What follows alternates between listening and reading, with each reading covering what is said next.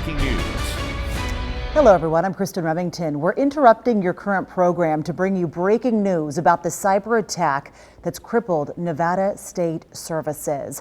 Governor preparing to address the state. Here is a live look now. He just took the podium live in Las Vegas. First time we've heard from him since the cyber attack happened on Sunday. Let's listen in. Joining us today. I truly appreciate get out the information that's needed and important for the constituents of the state of Nevada. So, as you know, over the last several days, our state has been responding to a cyber attack targeting Nevada's systems.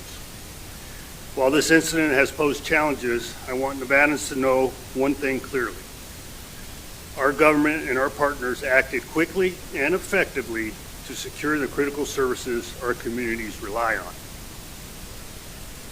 Yesterday, I traveled to Elko, Eureka, and Ely for pre-planned events in order to meet with local government officials and constituents to discuss emergency management and economic issues.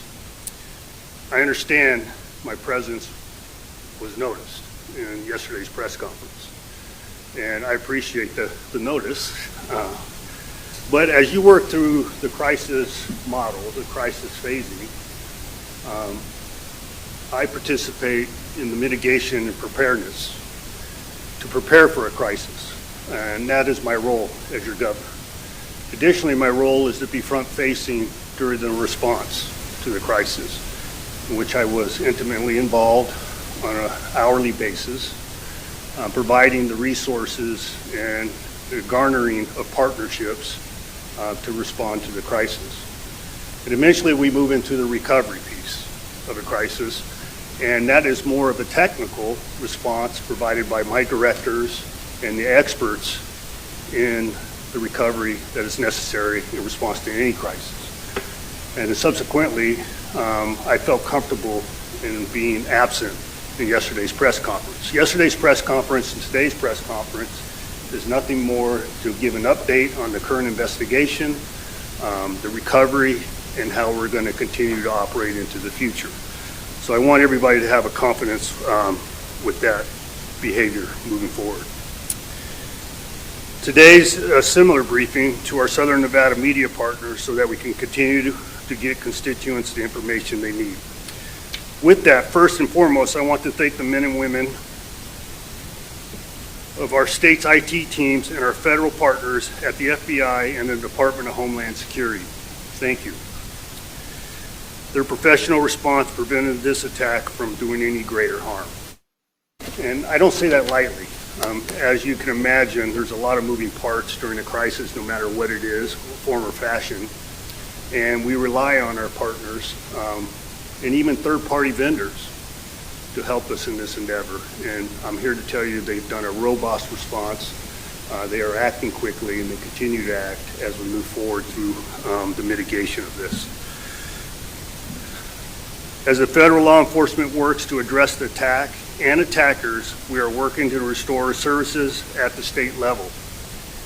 Nevadans can rest assured that we are all working together 24/7 to keep them safe. As soon as this incident emerged, my team and I met with the governor's technology office and every single state agency to identify which services were needed to prioritize in the restoration process. As you can imagine, the state has a lot of moving parts and a lot of different departments that are responsible to the constituents of the state, along with the safety of the constituents of the state. So our team came together and we determined what was front-facing and what was critical to ensure that safety and response to people's needs. And we triaged those particular items, because if you hit it all with a dart in a dartboard, you don't breed success. And through experience in addressing these type of issues, the prioritization is needed so your resources are the most useful they can be during the time of need. So I'm going to walk you through that shortly here. Well, actually right now to give you a further understanding our thought process and what we actually did. We successfully restored Nevada's access to the National Crime Information Center, which ensures that law enforcement agencies in Nevada has access to criminal histories for any necessary inquiry. As you can imagine, your first responders and the troops in the field, and even in our detention systems, not having the ability to query the individuals, determine their background, or whether they have existing threats that they need to be aware of. So that's first priority for the safety of our employees and the public in that endeavor.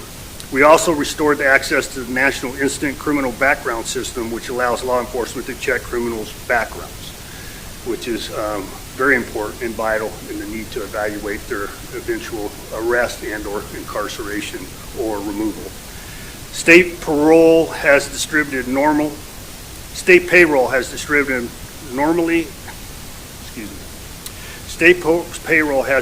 normally along with all PERS distributions for the month of August.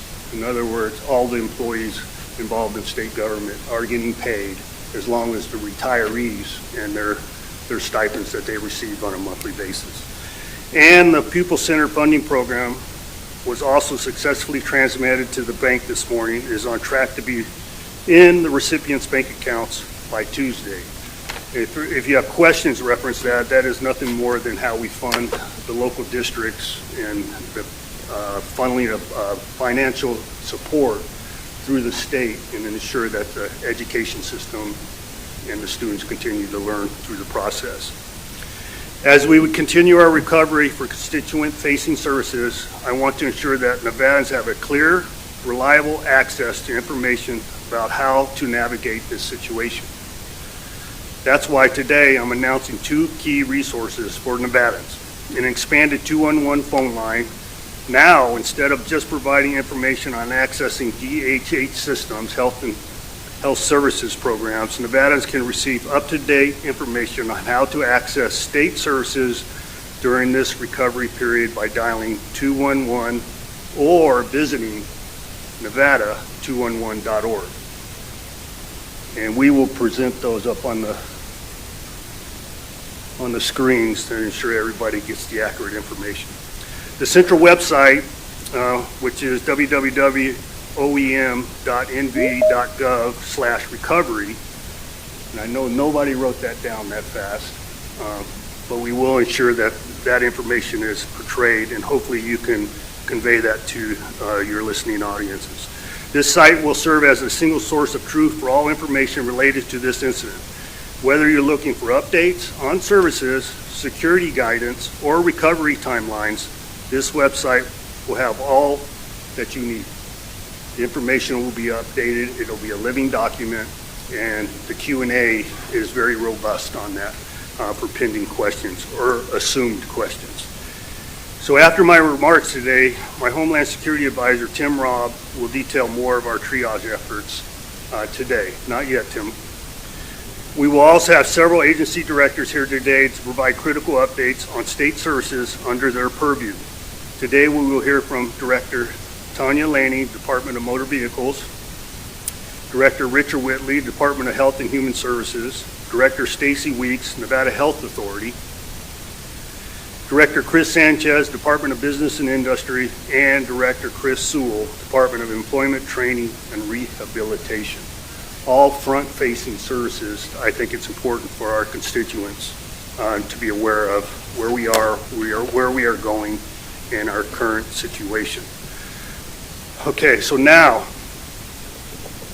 I want to directly address the media. Over the last several days, too much of the coverage has been focused on the attackers. I assure you the investigation is ongoing and progressing. It's frustrating, I understand, but a lot of that information is confidential, it's moving quickly, and we don't have all the answers associated with that. I know it's important for the public to be aware, but we can't compromise the investigation as a result for a zest for information. Transparency is present, and I want you comfortable with that. If it is something that would affect the safety of the constituents of the state of Nevada, you will know. And I appreciate your cooperation in that effort. What I ask our team to provide you with information as quickly as possible, but to prioritize accuracy over speed. I ask the media to do the same thing. Let's get this right together. The example being, recently in the news, The governor's office, my office, stated that we, at this time, were unaware of any personal information released into the public. That's what we knew at the time. Subsequently, as early as Tuesday evening, that stance changed as we received the information. That's why it's important for people to understand the speed of the information needs to be quantified and qualified as we work through this critical process.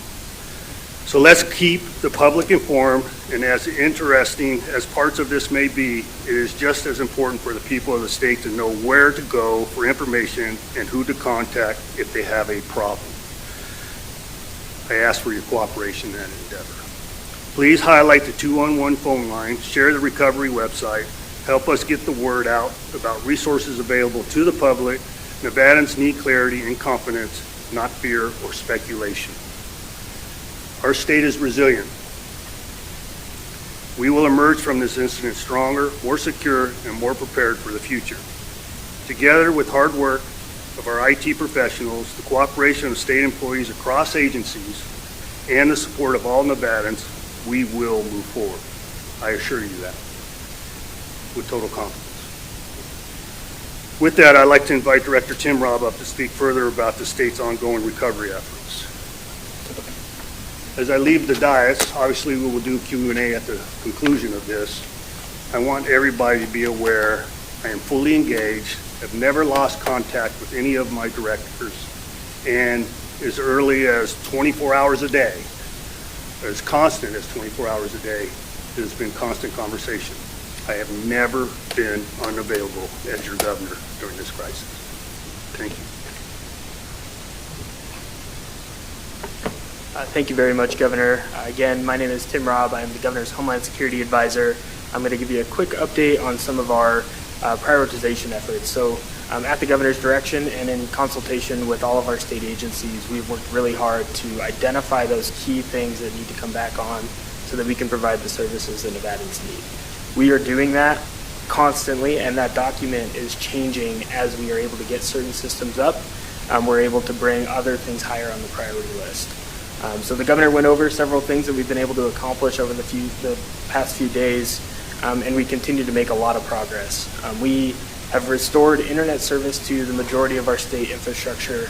A lot of those offices that are still coming up are in the process of working with our governor's technology office to get there, and they will continue to make progress on eating away at the remaining offices that are struggling to connect to the internet. That also goes with phones. A lot of our phone service is voice over IP, so it takes the internet to be restored for our phone services to be restored as well. So we continue to prioritize that backbone that's necessary to have those services to provide to the state. We also, I want to mention again, the governor mentioned it a little bit earlier, the Office of Emergency Management has the website up. That will continually be updated. That will constantly be the place where we're putting as much information as we have on the services being provided. So as contact information for offices change and we continue to grow in our recovery efforts, that will be the place where Nevadans can go to find the information they need. Some things that we still have in progress that are pretty high on the priority list. So C-tax distributions to local governments. That's something that our local governments in the state really need, and we are on track to hopefully make those payments on time. And we continue to make progress as we move forward in getting those systems online to be able to do so. The restoration of our dispatch and record systems for the Department of Public Safety and for our state law enforcement partners across the state at the state and local level. We've made some progress there. The governor mentioned the NCIC and the NICS systems that have been able to be brought back online, and we continue to make progress there. Hopefully we'll have additional progress to share in the near future as well. Restoration of DMV customer-facing systems. We know that that's something that Director Laney has been working really hard to restore, and we're hopeful to have some great news there in the relative near future in the next couple of days as well. The Office of Science, Innovation, and Technology, their website is up for public comment for the BEAD funding opportunities. That's a federal funding opportunity. That has been restored, and we're working through the process on that. So just, we are working diligently to ensure the systems that we need to provide the services that the state does to Nevadans and our jurisdictions that rely on us are coming back online. The governor mentioned our kind of run of show for speakers coming up. Director Laney, before I pass it over to you, I want to mention some of the other state leadership we have in the room as well. We have representatives from leadership from the Department of Veteran Services, the Governor's Office of Energy, the Cannabis Compliance Board, the Department of Corrections, the Department of Public Safety, the Office of Workforce Innovation, the Gaming Control Board, the Office for New Americans, and our Office for Emergency Management. So with that, I will pass it over to Director Laney.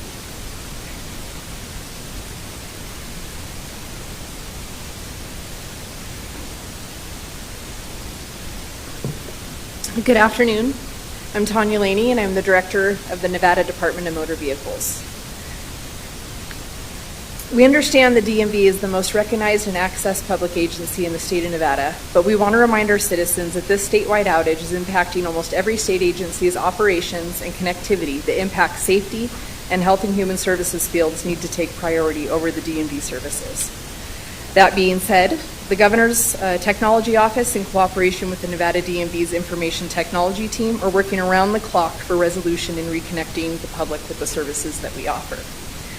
All DMV staff that can provide any assistance and support during the outage have been reporting to the offices on a daily basis.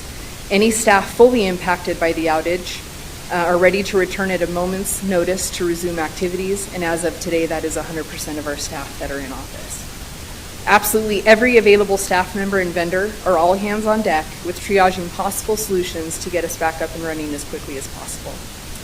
Services that are currently available at the DMV are as follows. Know to Drive, driver's license permit testing online through our partners at Numo, rapid registration and turbo titling for private party sales and out-of-state transfers through our partners Salesforce and Slalom, online complaint system for our compliance enforcement division, and our contact center is utilizing chats to answer questions for customers, and our website is back online through the great work of our IT team and the assistance of AWS, Amazon Web Services. The website being up does not mean that online transactions are available. It simply means that our website is up so that we can now communicate with our constituents to let them know what is available and when our doors are going to reopen to the public. In addition, we continue to post updates as they become available on our DMV social media accounts, which include Facebook, Instagram, and X, and that's monitored by our public information officers. In addition, I'm pleased to announce today that in addition to the services that we've been offering since yesterday, we're also offering written tests for our CDL drivers and drive tests as well for the CDL community. We are in regular communication with our largest business partner in the state, the auto dealers in Nevada. We thank the Nevada Franchise Auto Dealers Association for their support, patience, and open communication with us during this outage. We hear your frustrations, and we are feverishly reviewing solutions to get back online to assist that community as fast as possible. In addition, we do have emission stations that are back online and processing emissions as of today. We are conducting drive tests as scheduled, and we are making up the backlog of the Monday and Tuesday missed appointments with additional staff that may have previously been drive examiners and moved to different divisions. We're bringing them in to catch up on that backlog, and we should be through that within the next couple days. Common concerns that are coming in, we hear you. We will be waiving any late fees or penalties that are occurring as a result of this outage. Any expiration dates that fall in the closure window are being programmed to be waived. Upon resuming in-person services, we will be honoring any appointments we were not able to see during the outage for a period of at least 2 weeks as a walk-in accommodation. We are working closely with the Governor's Office and our law enforcement partners to ask them to be lenient with customers that fall into this time frame. Let me be clear that this leniency is only going to apply to our customers that are expired during the outage period.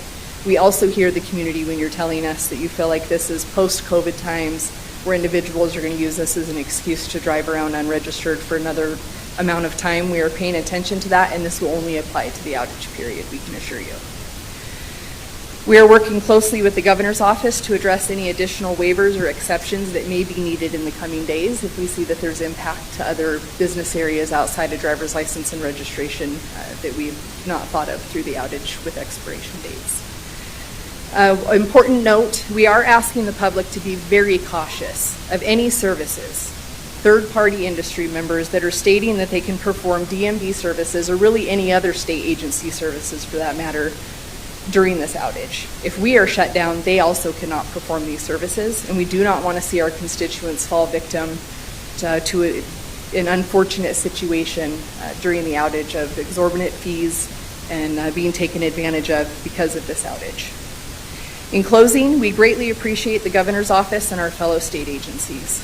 Their immediate and continuous support has meant the world to us. This event has proven that our state agencies and this administration can come together to get the hardest of the hard accomplished, and we greatly appreciate that. Thank you.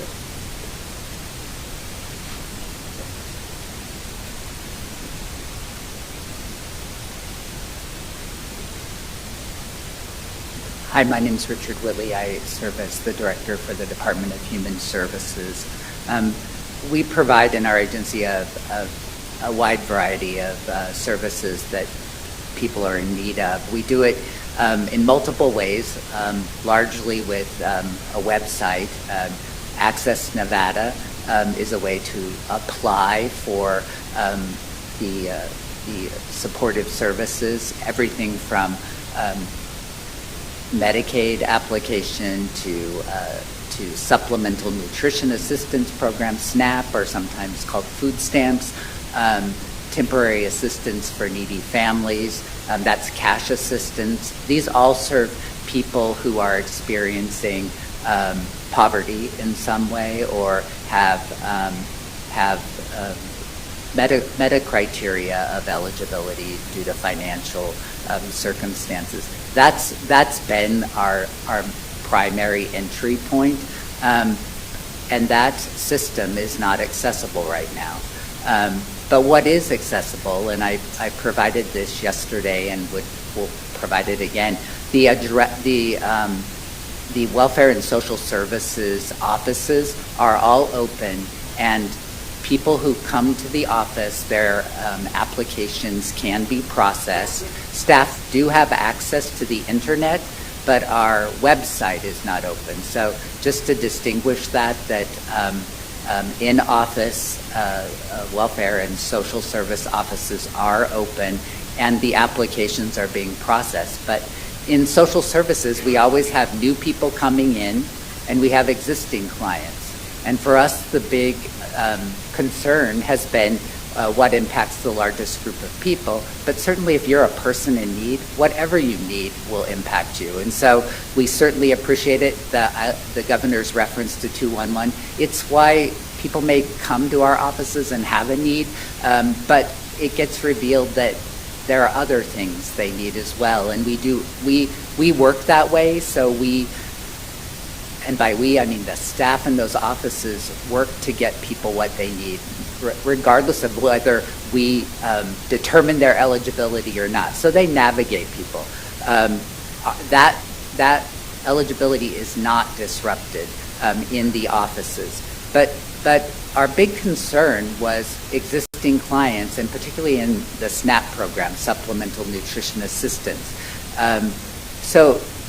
Without sounding bureaucratic, but a couple years ago the USDA changed how they unfolded the benefits. It used to be once a month. Maybe you went to the grocery store and you saw that at the beginning of the month there were people who perhaps were using an EBT card. It works just like your bank card, so it's intended not to identify people. But now it's been spread out over 10 days of each month. So September 1, benefits will begin to be put on the cards that individuals have who are qualified for this program. I think somebody before me had mentioned that we rely on third-party vendors. We rely on all of our programs, and often they're different third-party vendors, to be the go-between to actually upload the data to the federal government to then put these benefits on cards. In the beginning of this event, the vendor heard about what was happening in Nevada, and our priority was, in addition to getting new people their applications processed, was to not have delays in existing consumers who will be starting to expect benefits being uploaded on September 1. We were able to, because of the IT staff that we have who are looking at the problem in the immediate moment, fixing the problem, we were able to get the certification that was required to provide to the third-party vendor to transfer that data. We had till the end of today to not have a delay on Monday, and it was accepted, and the data transfer will take place. And so we didn't want the problem to be compounded and current people who have been using their card to not have that happen. So I'm big dealing that because it was a big concern because it impacts the largest group of people. It's definitely Nevada Access, that web portal, is a helpful tool to people who can apply for benefits online, but it is not available right now. It is a priority to have it stood up. We want it stood up safely, and we need to wait for that to occur. In the meantime, if you're able to steer people to Nevada 211 or to our offices, fully staffed and in Las Vegas from 7 a.m. to 5. And if there's a line, we won't close our office. We'll serve people, but the applications will be processed. The final thing is there is a delay. We rely on a lot of nonprofits as partners to deliver a lot of our services. And so for this week, we have not made payments to nonprofit organizations, as with any state agency. And again, until the system is safe, we're not using that. So there are delays to some of those nonprofits. We're communicating out. If you imagine, they're in an environment right now where changes, many have lost ARPA funding because it came to an end. We're not in the pandemic. There was a big infusion to nonprofits for that funding. That went away, and now delayed payments. They're fragile organizations, and so we're reaching out to our nonprofits. I've asked staff to provide them a phone number to a live person in our office who can actually help if they are having a difficult situation. Every request that I've made of our IT staff to actually prioritize a experience that possibly could do harm, it was elevated up, as evident by the certification with SNAP. It has worked, and so I just want to say that we're understanding to nonprofits who were struggling before this event, some of them, and that we are doing the best to support them. The consumers come to our office. I'm sorry the website is not working and accessible, but you can call our offices. The numbers work, and you can also come into our offices, and staff will assist with application. So thank you.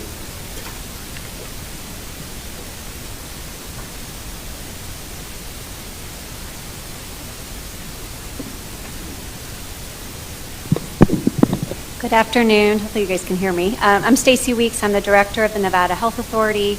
As I mentioned yesterday, the Nevada Health Authority is up and running. I feel very grateful for the public servants that work at our department, as I'm sure many of the directors here today can also say. They were ready and willing to come to work when they were able to get their laptops and figure out creative ways to keep our services going. Like I mentioned yesterday, Medicaid coverage for current members and services, as well as our public employee benefits plan, is unaffected. People should be able to go to their doctor, get care, providers will get paid. Our exchange platform is a separate vendor from the state and is fully operational, so nothing there has changed. Anyone who is on a private health plan that bought their plan through the exchange or needs to apply for coverage because they have a qualifying event, can access our exchange. Providers, like I mentioned, can get paid by Medicaid and PEB, and I'm happy to say as of this morning, while spotty, our phone lines are up and going at our district offices, so we don't have to tell you our email address, but I will go ahead and give it again, medicaid@nvha.mv.gov. That is available for anyone to reach us. It's business as usual at those offices. We're doing our best to do care coordination and serve those individuals. And that is for our Medicaid offices. For PEB, they can reach assistance from our office as well. Those phone lines are also up and running. For people, as Director Whitley mentioned, for people seeking to apply for new Medicaid coverage and benefits, we are very hopeful after today and the next coming days that those systems will be communicating again and up and functional. In the meantime, we're really stressing and working closely with the Division of Social Services and Director Whitley's team on manual workarounds with our hospitals as well as our caseworkers. People can still use paper applications. We have been working with our federal partners to make sure coverage will be honored. I just want to say thank you to everyone, the public and our providers, for their patience and partnership as we navigate this fluid situation and unfortunate event. Thank you.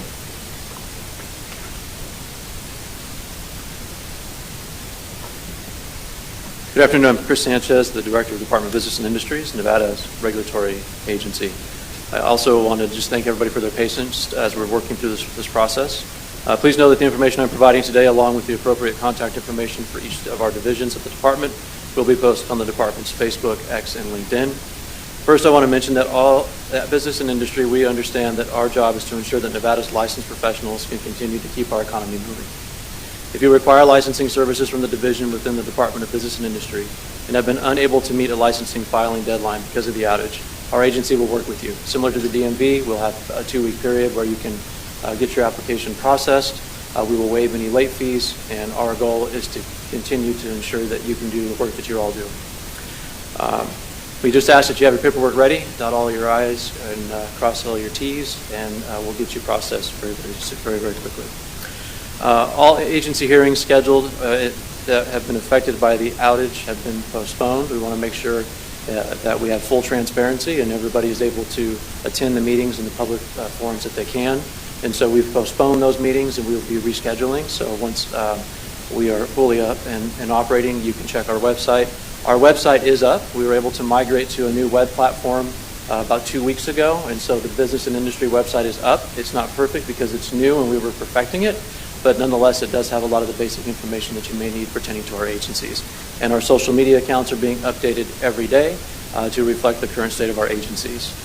Business and Industry is a complex department. We have a number of agencies, so if you'll bear with me for a minute, I'll go through each of those agencies and tell you where we are. The Division of Industrial Relations is open to the public. Internet and telephone systems have been restored, and email remains unaffected. Staff are available to provide technical assistance, answer questions, and accept payments. This includes the Occupational Safety and Health Administration, the Mechanical Compliance Section, and the Safety Consultation and Training Section. The Claims and Regulatory Data System, or CARDS as it's referred to, is still down and deadlines for submissions will be extended. The Division of Insurance. Division of Insurance has returned to near normal operations. Telephone systems and emails are functioning normally, and the agency's website remains offline. The Financial Institutions Division. Applicants can still apply for a license through the nationwide multi-state licensing system, the MNLS. And for questions, concerns, or complaints, constituents can contact the division at fidmaster@fid.state.nv.us. That's FIDMASTER@fid.state.nv.us. The Real Estate Division. Nevada Real Estate Division is now open for all in-person services. The division's website is currently down. However, phone lines and emails are operational, and staff are available to help. Taxi Authority. Telephones are working, and dispatch remains open. Nevada Transportation Authority. Members of the enforcement staff are conducting business as usual during this time. Again, call the main line for assistance. And then we have the following agencies that are still experiencing the outage. Nevada Housing Division, Nevada Consumer Affairs Unit, Government Employee Management Relations Board, the Nevada Attorney for Injured Workers, Mortgage Lending Division, and the Office of Labor Commissioner. Our IT team at Business and Industry is working very closely with the OCIO's office. We are restoring service as quickly as we can, Our team is working tirelessly on doing so, and I have to thank the OCIO team and Tim DeLuzzi and his team because they have been in the trenches, so to speak, since this happened and have been in constant communications with our IT folks. And so as we get divisions up and running, we will communicate that via the social media platforms that I mentioned, as well as coordinating with the governor's office and making sure that it's on the master website here. Thank you for your time, and I think Director Sewell is next from the Department of Employment, Training, and Rehabilitation.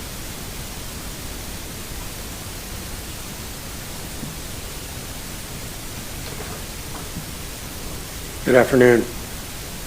Chris Sewell, Department of Employment, Training, and Rehabilitation. Like I said yesterday, I want to assure everyone, every Nevadan, DETR is up and running and serving Nevadans. As everyone knows, we have a new system called NUI, and it is fully operational. It never went down. The system is siloed away from the state infrastructure for that specific reason. Our call center is operational. Claims are being processed, and claimants are being paid, and claimants are getting paid. For claimants that want to check on their unemployment insurance, please use the CSS portal in the NUI system. That is the quickest and easiest way for Nevadans to check on their claim. All of our websites are up and running, and Nevadans can go to any one of our websites for further information, whether it's for unemployment insurance, workforce, rehabilitation, and the Nevada Equal Rights Commission. Our employee NV offices, workforce, are open and serving Nevadans looking for jobs and new careers. We have 46 statewide offices there to help. Our rehabilitation division, which takes care of individuals with disabilities and connecting them with employment, is also available for walk-ins and clients with appointments. As I said, the Nevada Equal Rights Commission is open and serving Nevadans. We are here to serve Nevadans, and that is the priority. Bottom line. I'll turn this back over to Governor Lombardo. Governor? All right, before I get into the Q&A portion, I want to provide a small bit of clarification on something I said earlier. I became aware of, when I gave you the anecdotal example of information, and unknown what that information was, I became aware that I inadvertently said personal information. That is unknown.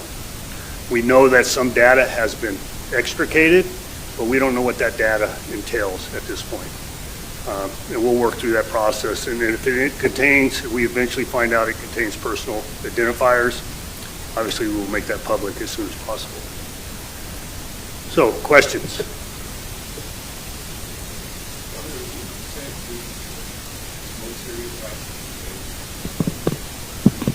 Well, it's hard to quantify that, right? So it's yeah, I would say so. It's and the reason why it's easy to couch it in that manner is because of the longevity of it and the unknown still in this short period of time or long period of time, whatever your perception is on that.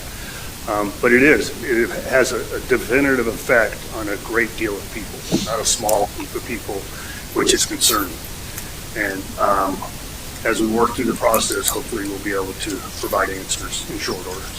One of the questions we kept getting from our listeners when we asked them, what do you want to ask the governor at this news conference was why he wasn't at the news conference yesterday. I know you said you were in touch with all your department heads and in constant contact since this began. But do you have any regrets about not being at yesterday's conference and not being the face of responding to this crisis? Well, I believe I was the face of responding to this crisis in the early infancy of it and the continued process. But like I described in the emergency management phase response, we were in the recovery phase, and I felt comfortable for the department subject matter experts to respond to the public and explain our current situation. Obviously, I stand before you today and to address any concerns with my absence But I'm here today to answer any questions and hopefully give the citizens of Nevada confidence with my presence. Another piece on this is, it would be easy to say, well, why didn't you just cancel your previous commitments? Well, there was a significant number of constituents in those particular jurisdictions that were awaiting my presence in order to express their grievances with what they're dealing with state government and the federal government, in particular to energy, water needs, emergency management up in the Cottonwood fire up in the northern Elko jurisdiction, the recent flooding that had occurred by coincidence in our presence during the ribbon cutting of the temple. And I felt my presence was needed to answer their questions and the perception of avoidance. Governor Lombardo, just to follow up on that, as some are saying, not only was it yesterday, but this incident happened on Sunday morning, and they didn't hear from you on Monday or Tuesday either. Would you be able to Because we were comment? walking through the process, we don't know what was affected in the early infancy of this. And as we respond and mitigate and continue to evaluate, I couldn't give you answers in that response. The only thing we were aware of, there was an intrusion. And that intrusion, we were notified because of our endemic systems, their ability to produce red flags when there is a obvious intrusion into the system. Well, listen, this press conference is not intended to address my absence. I'm here, I'm taking care of business, and it never swayed from my responsibility as your governor. This press conference is to provide the constituents of the state of Nevada our current situation with state resources, and to give you a window into when we will have complete resources occur. How safe are the people's information using the service that you provide now? How safe? I think Tim can answer to it. Yeah, we're still evaluating all the components of this incident, so that will be something to come. We are still understanding the breadth and the scope of what data may have left our system, and we'll continue to keep you up to date as we move forward. At yesterday's press conference, officials with the governor's technology office said that you will follow appropriate steps if you find that personal information was stolen. What will those steps be? So I think we may have Tim Galuzzi on the line that may be able to address that, but we can definitely follow up if he's not available to make that. It looks like they may be coming online here. Sorry. This is Tim Galuzzi. If there is a confirmed release of personal identifiable information, we would take steps to notify the individuals impacted by that release and follow legal steps outlined per statute. Has there been an audit of the cybersecurity systems prior to this incident? Tim, is that something you may be able to address? Can you repeat the question? Yeah, has there been an audit to the state's cybersecurity systems before this incident occurred? This is Tim Galuzzi again. The state's technology infrastructure remains under a pretty frequent audit from multiple entities pretty regularly. So I would have to answer yes. And what would those entities be exactly? Multiple federal entities from the Social Security Administration and other entities that we partner with. Should people take preemptive steps to protect themselves? In general, there's always steps that individuals should always take to protect themselves for risk of cybersecurity and protecting their personal identifiable information. I believe we talked yesterday about ensuring good password hygiene.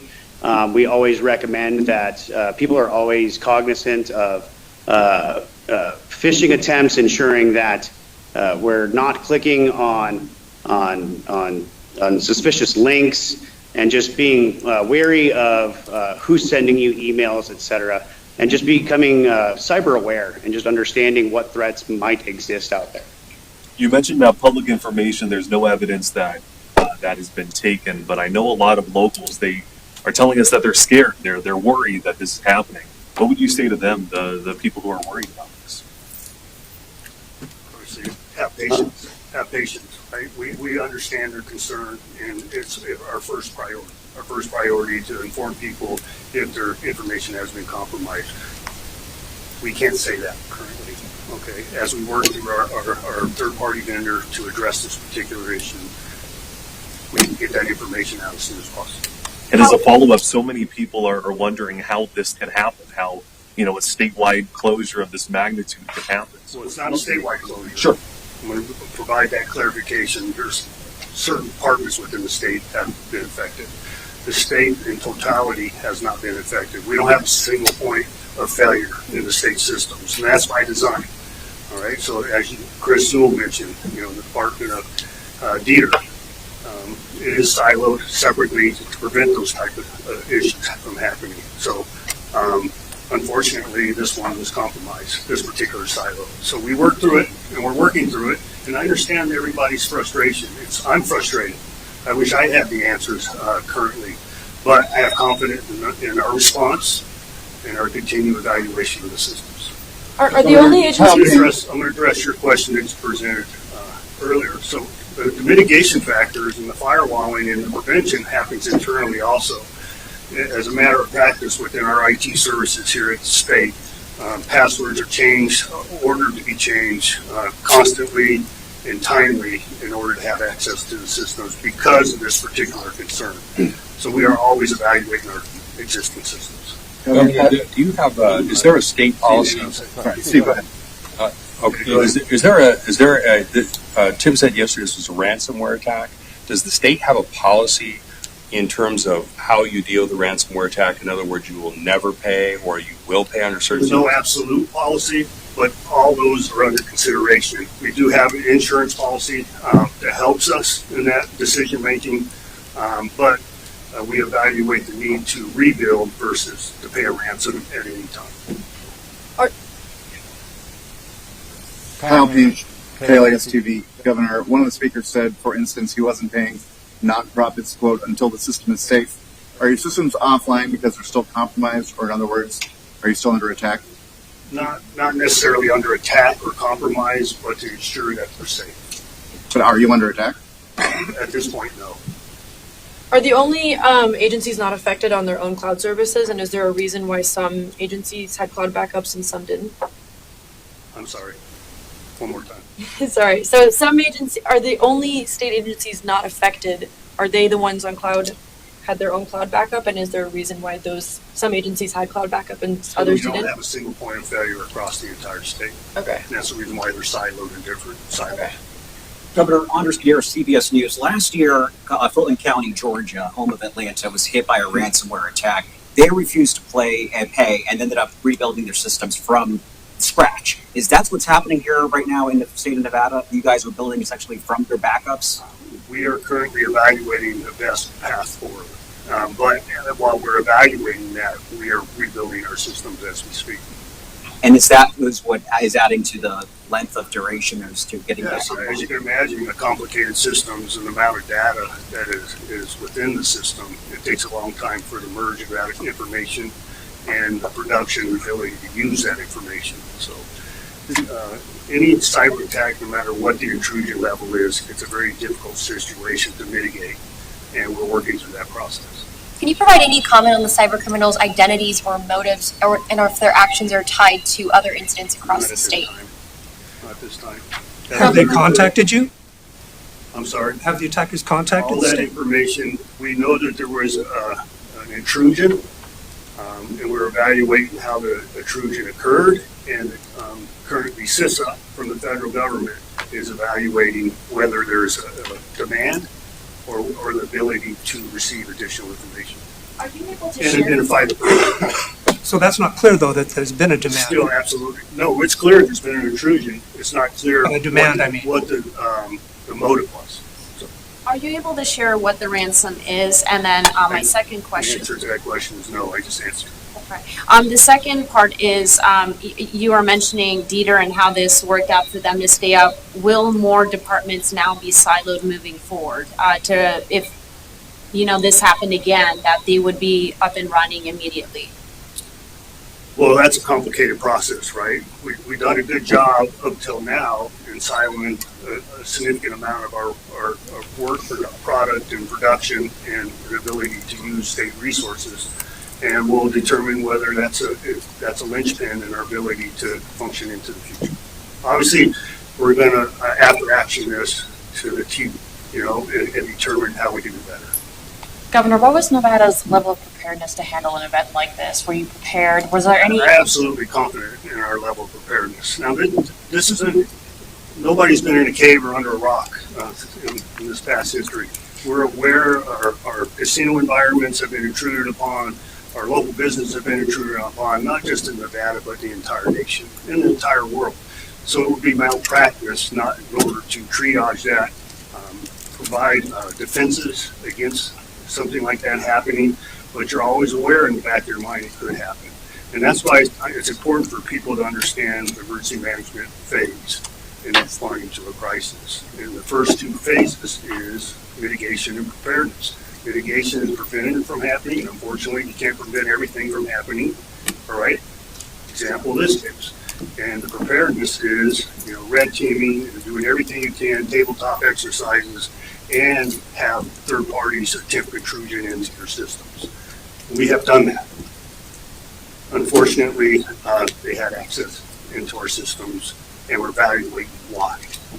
Anaya Collins, the Las Vegas Review-Journal. Have you guys been able to identify during your investigation what they were after, and do you guys know of any enemies you guys might have? I would answer your question similar to Mr. Gackman's question. No. We're not aware of what they were attempting to receive or what information they were attempting to have. Part of the response in a lot of these environments is to be slow and methodical, as that you do not open up doors into further intrusion into the systems. And how do you mitigate the initial intrusion to prevent further intrusion? And enemies, we're government. The government has a lot of enemies.